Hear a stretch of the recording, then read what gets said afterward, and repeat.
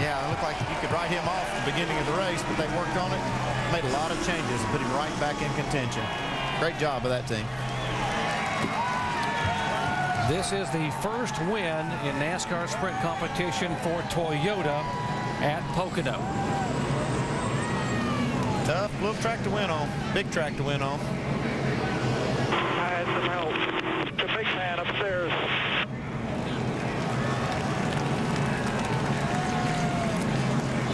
The numbers on Denny Hamlin, he led 6 times today for 91 laps, including the final 10 laps.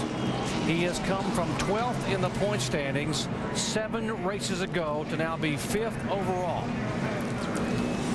This is Joe Gibbs Racing's 73rd win. Let's go down and visit with Clint Boyer. Shannon. Well, this is Clint Boyer's best finished here at Pocono, a track you said you needed a little bit of work on. How important was that track position at the end of the race, Clint? It's real important. I mean, the Hartford Chevrolet we were good. We just kept losing track position. Newman bounced off the side of me and stuck me in a wall, and tore the car all up. So we had track position, but I felt like we had a lot better car if we could have had all 4 fenders on it. But that's what we needed. We needed these top 5s to try to fight our way back into this chase. But I'm really proud of Shane Wilson, all the guys for digging deep and sticking with it and making a good call there at the end. 115th out of 12th right now, Clint. You see it there? You getting a little closer? Yeah, I mean, you can see it. It's a long ways out, but it's a long road to hoe yet. But I feel like we can do it. We got some good tracks coming up. Congratulations, Clint. Vince? With Juan Pablo Montoya, and Juan brings it home second today, so another good, strong finish at Pocono. Hard to believe that Juan was, 8th at Pocono in June and second here today. Pocono seems to be your track. What is it about this place that meshes with you? I don't know. The 2 years in a row we came here, both races this year. Last time we didn't have a good car. This time we had a good car. We were running like 6th.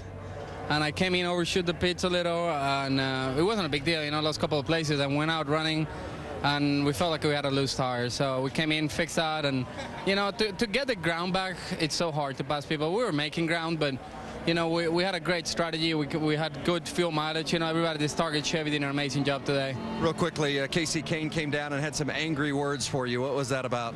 I think you always take the things the wrong way. I'm very impressed with you. He actually came to apologize. Thank you. Shannon. Well, down here with Casey Kane, we just heard from Juan Pablo. Can you just tell us what happened between the two of you? It's good. Juan Pablo's one of the best drivers, or he would have been wrecked. I get pushed on restarts because my car don't go as fast as theirs on restart. So I get pushed on him, and I missed the corner and drilled him. And most guys probably would have wrecked right there, but 42 kept going. So good job to him. And Denny, he was the car to beat all day. He ended up winning. But our Budweiser Dodge was good. We did a good job. The guys did a good job. We just keep working, and we should keep staying in the hunt. All right, 5th place finish. How do you feel about that? Well, it's pretty good. We ran in the top 4, I think, a lot of the race, and some of them restarts I get good position. I had position on Hornish, and the caution came out, and we would have been second. So it's disappointing. I thought we had a shot at winning, but Hamlin was the quickest, and he won. And in top 5, we led some laps and had a good points day. All right, good run for the 9 car. Vince? Sam Hornish Jr. 4th today in the 77. Andy Petrie said he thought it was your best NASCAR performance of your career. How would you assess it? It was a pretty good one today. We didn't have a good car all day. We were pretty good to start out the race, and then we got really loose through the middle portion and kind of ran out of things to try. So we tried to get in some track position, and we were able to hold on. And we took a car that was probably 15th place car at the end, and got us up to 14th or 4th. So just really happy with the PPD Dodge. It was a lot of fun going out there racing today, and the closer you get up to the front, the more fun it is. Strong run for Sam Hornish today in the 77. Doc? What a day for Sam Hornish. Best career finish in 4th position. Boyer in 3rd, best of the year. Montoya, first top 5 of the year for Juan Pablo Montoya. And Denny Hamlin, the emotions are flowing. We told you about the loss of his grandmother early in the week and how difficult it has been for him all week to be here, knowing his family and others were in Florida.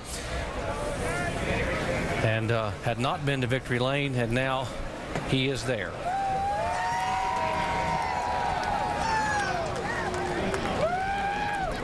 Let's go down to Dave Burns.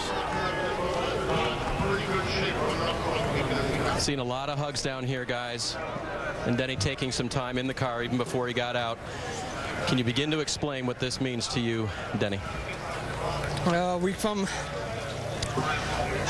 We come close in a lot of races this year and come up short, but definitely had some angels with us today. And you know, Patrick's mom passed away, our tire guy, a couple weeks ago, and my grandmother a few days ago. So just thank everyone at FedEx and Toyota and Wally X and Gillette and Coke and everyone who supported this deal. It's been a long time coming. It's been 50 races, and I know your folks are watching at home, Denny. What do you want to tell them? Well, yeah, just think of my mom right now. Guys, he has put a pass for the win on Clint Boyer, held off Montoya, and now Bass in a very quiet victory lane down here. That's got to be so difficult for a driver, knowing you've got to focus on something today and you really don't want to be here, DJ. I know you've had those emotional moments in the car as well. It takes a strong person, and my hat's off to Denny Hamlin. He handled himself in the race car, did what he had to do there, and you know, a lot of times we hear that we don't see the other side of these drivers, but there's a guy with just emotion. See J.D. Gibbs coming up, and there's Joe Gibbs coming in the background there, but just congratulations to these guys. You can tell just how important family is to Denny Hamlin. Let's go down and where Shannon is caught up with Jimmy Johnson. Well, Mark Martin calls him Superman. Superman today came from 3 laps down to finish 13th. We did speak with Chad Knaus. He said that you guys figured out what happened to that car. Can you tell us what exactly happened? I don't know yet, but I assume it's a spark plug issue. That's the last thing we started changing, and then the car started running better. So just crazy how sometimes, you know, a little part like that, something can go wrong. So I know our guys will look closely at it and make sure it doesn't happen again. But I'm just so proud of the fight this race team has. For us to come back from 3 laps down, get back on the lead lap, and salvage a 13th place finish means a lot to me. I think we're going in the right direction, and it shows me what my team's capable of, and I know what I'm capable of going into the chase. All right, congratulations, Jimmy Johnson, 13th place. Doc? Thank you, Shannon. Now 5 races remain before we begin the chase for the NASCAR Sprint Cup, and let's show you the point standings. Tony Stewart's margin, he actually gains 5 points. Imagine that, it was down to 78 points at one time a day. Jimmy Johnson, Jeff Gordon, you see there. The gainers, Hamlin up a spot, Edwards up a spot, Montoya up 2 positions. And you see now Kyle Busch gains 1 position up to 13th. The cutoff is Greg Biffle, who drops back into that very tentative bubble place, 12th overall. Guys, what an unbelievable day. Probably one of the best races I've ever seen at Pocono. So many stories to cover. All these restarts were crazy. We saw a lot of guys, different guys up front, with Montoya finishing second. Sam Hornish's best finish of his career. Just so many things. It was a great finish and great race. Just a great race all day long. You had all of these different scenarios, and at the end of the day, the best car does end up winning. And we've seen this a lot of times not happen. Fuel mileage come into play or get themselves back and can't get up there. Denny Hamlin drove his way back up there. The couple of moves that he made where he passed the 2 and the 24 to get by them, and then on the last restart when he made that move to, as these guys were battling, he passed 4 cars and got himself in second position. Just a great job for that young man today.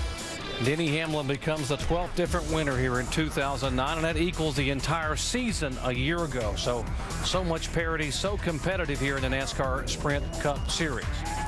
14 of the top 15 drivers in the points finished in the top 16 today, so everyone feeling the pressure here to be able to hang on and get in that chase for 2009. Next week, we head to historic Watkins Glen International Raceway. The first NASCAR Nationwide Series race on the road course of the season, 2:30 Eastern Time on ESPN2. And for the Cup Series, it's the second and final road course race of the season, the NASCAR Sprint Cup Series at Watkins Glen at 1 o'clock Eastern Time next Sunday on ESPN. Coming up next, Jim Rome is burning here on ESPN. And ESPN News will have all the post-race press conference. There'll be a lot of discussions about what happened here in the final laps at Pocono Raceway. What a day for the 11 car and Denny Hamlin, trying to overcome the emotional loss of a family member. Didn't want to be here at all. Had to sit an extra day because of the rains on Sunday. But on Monday, when the sun came out, so did the 11 car, and a great effort for Hamlin as he goes to victory lane for the first time in 2009. Remarkable comebacks will be the story of the day here at Pocono. Hamlin to victory lane. Montoya, a top 5 finish, and Hornish his best career finish. Tony Stewart somehow gets a top 10, and from 3 laps down, Jimmy Johnson gets it done. Congratulations once again to our race winner, Denny Hamlin. This has been a presentation of Sports. Thank you for